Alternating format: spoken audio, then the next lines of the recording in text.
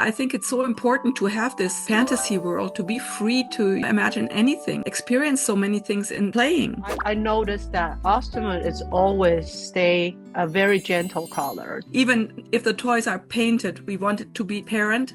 You can see the wood grain and you can feel the wood. So that's why we use these transparent colors. Also, we want it to be natural. In the natural surroundings in nature, you don't have colors that are overwhelming. Yeah. Respect for nature and for human beings and for all the creatures in the world. We want to do toys that don't harm anybody and to use the wood in a careful way, in a respectful way, trying to have very reliable sources where we get the wood, and we wanted it to be regional. So this was always part of our philosophy. And then compare a lot of like plastic toys right now that people throw it away right after a couple of years. That's the values that we can bring it to our children. It comes to my grandparent generations that their toy is generation to the generation. As you said, they throw away a lot of toys, but Ostheimer is part of those toys that become a family tradition for the grandchildren and for the family tradition at Christmas. So this is wonderful for us to hear.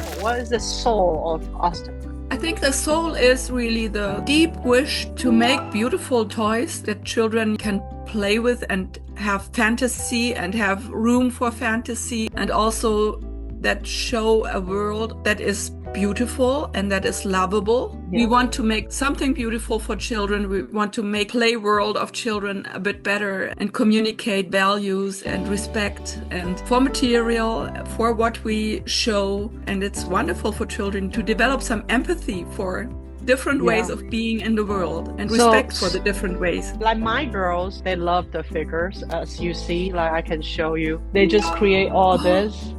Wow, that's good. Children are not pushing around animals on a carpet when they play with our toys.